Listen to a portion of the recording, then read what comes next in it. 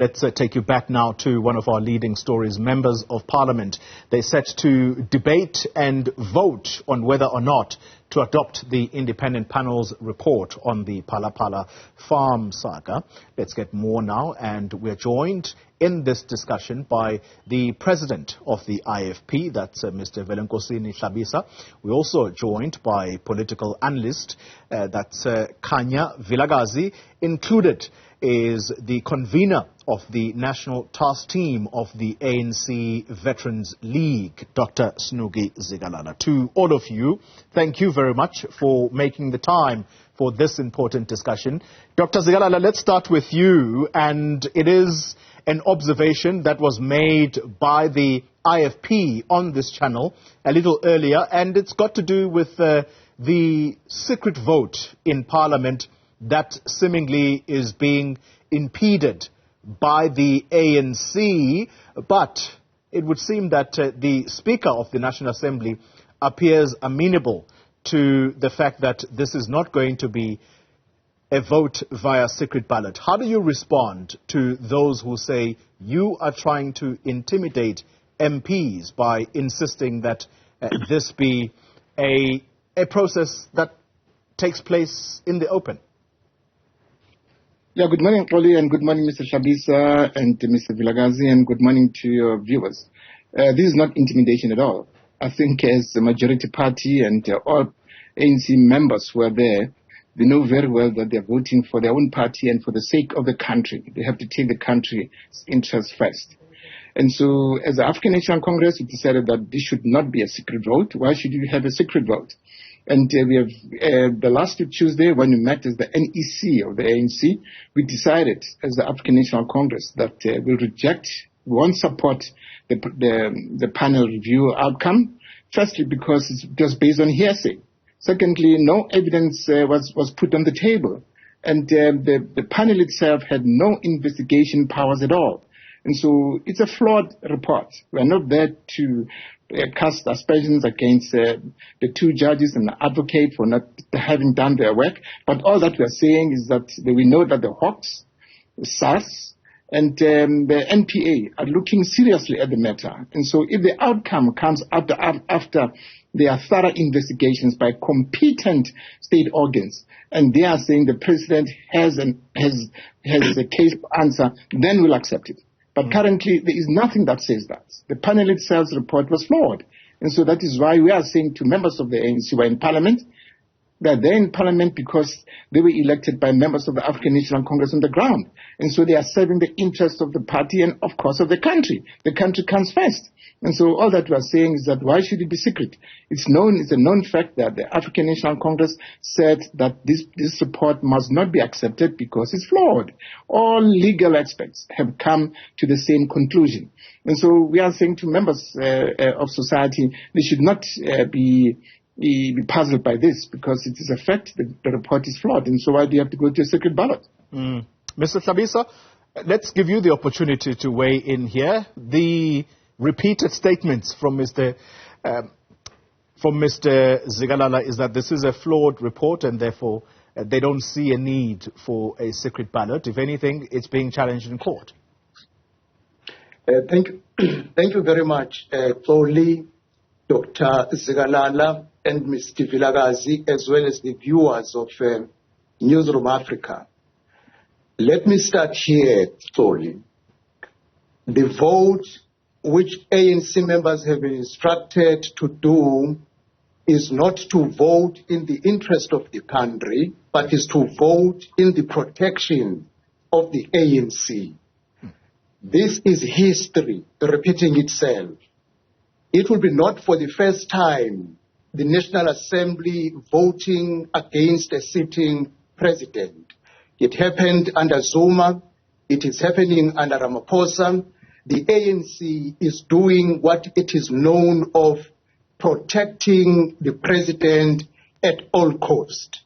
Our country is down the drain through the activities of the former president Zuma, who was protected by the ANC. Now again, the president of the ANC is going to be protected by the members of the ANC. I wanted to clarify that one. It is a vote to protect the ANC, not the interest of the country. If it were for the interest of the country is interested on accountability and transparency. As a citizen, I want to know, where did the president get the millions of dollars, and in terms of the law, how this money came into South Africa, having not been disclosed to Customs Union, and also SARS is not even accountable of this money. So in the interest of accountability and transparency, the president has a case to answer. And when you come to the ANC cannot be judges. Now, why did they agree on the appointment of a panel to investigate the matter? And once the panel comes out with a report, the ANC jumps first. It says the report is flawed. Leave the court of law to determine whether the report is flawed or not. Allow the National Assembly to play its oversight role to make the executive accountable. You know, our country, when we vote secret ballot during wherever there are elections, local, provincial, and national, because we want people to use their conscience and be free, not be intimidated. Now we know ANC members have been intimidated, and to ensure that they are intimidated, they need to show by the raising of hands how they vote on this matter. You see, lastly, Xoli, the ANC can run but will not hide. The people of South Africa see who the ANC is and how much they run away from transparency and accountability. If President Ramaphosa fears nothing, he must take the parliament on board, take the public on board, allow interviews, answer questions. He has not done so because he is running, but he can run, but he cannot hide from what we see as people of South Africa. Khanya Vilakazi, let's bring you into the conversation. You have listened to both sides of the argument. What is your sense here? How should South Africans react, having heard the ANC side, and you've now listened to what the IFP has had to say? No, Xoli, I think one thing that is quite apparent is the fact that there needs to be some sort of closure to this issue. Whether the report is flawed or not, that's not the issue. The issue to most citizens is, has there been a thorough investigation in investigating what happened? Has the president taken parliamentarians who play an oversight role on the executive to account in terms of determining what happened and how everything transpired?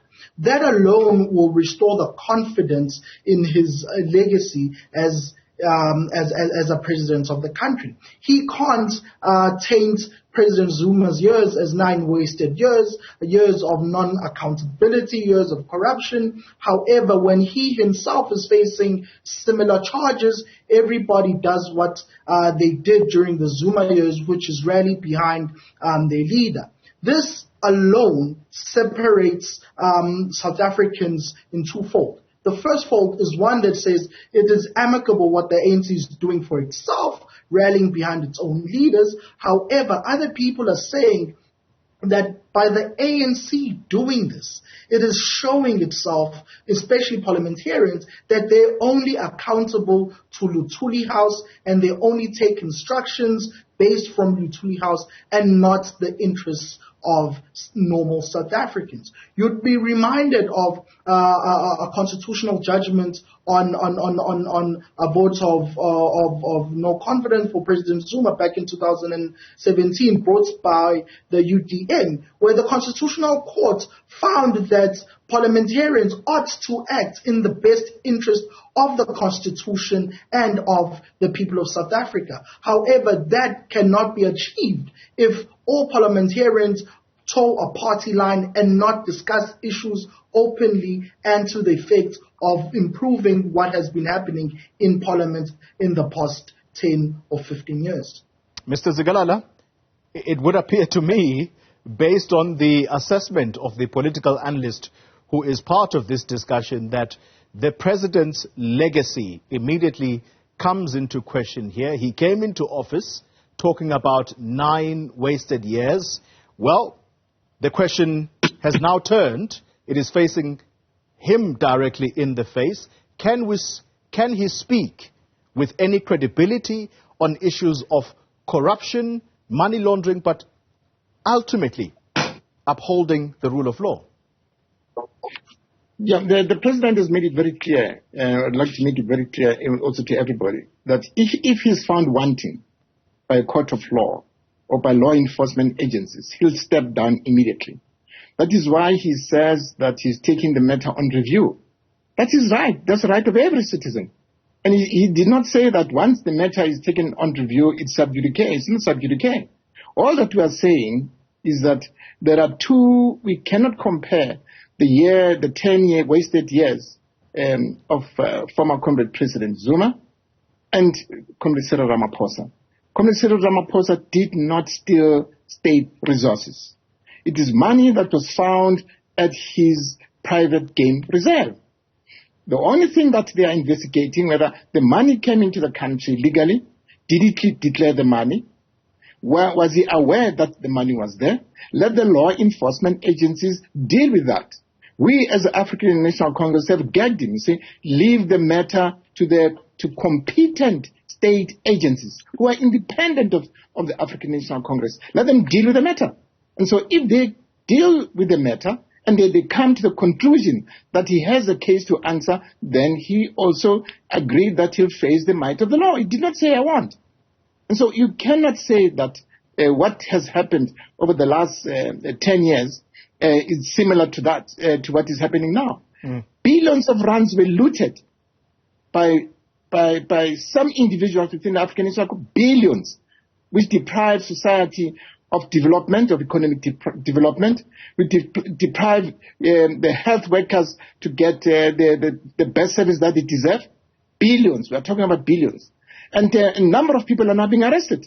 And we can see that the wheels of justice are now turning, and they're grinding very slowly against those who are found wanting, those who are involved in state capture. They are.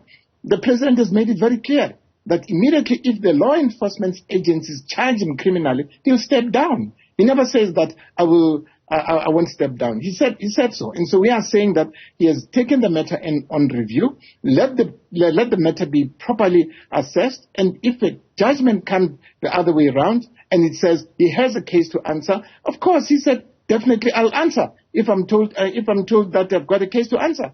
Currently, we are saying that no witnesses who were there at the scene when they discovered the money came up and gave evidence. It was based on hearsay. And so you cannot convict a person based on hearsay. There must be concrete evidence that is presented to the law enforcement agencies and say, this is what happened, and we have competent and skilled people who are working for the law enforcement agencies. We've built that capacity over the 28 years as government. And so let those comrades, let those individuals do their work, and let them do it thoroughly, without fear or favor. All right. Mr. Hlabisa, there is the response for you, and that is that Ramaphosa has not stolen any public money, and therefore your comparison to the Zuma years does not arise. Is that a fair comment? With all respect to Dr. Zikalala, I really do not agree with him. Firstly, let me start with, it is not a hearsay that there was money under the mattress and it was stolen.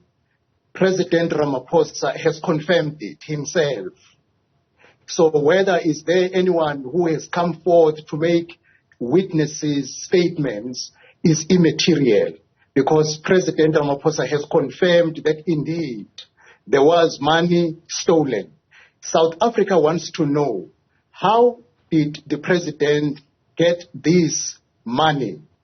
Because If he doesn't explain and take us on board, we will look at him as someone who might have used fraudulent means to get this money. That is number one. Number two, the era of President Ramaphosa and that one of Jacob Zuma is similar in this way. ANC closed their eyes in the evidence before them and decided to defend their president against a responsible action to be taken by the parliament. This is what they did to Jacob Zuma, and they are doing to Ramaphosa.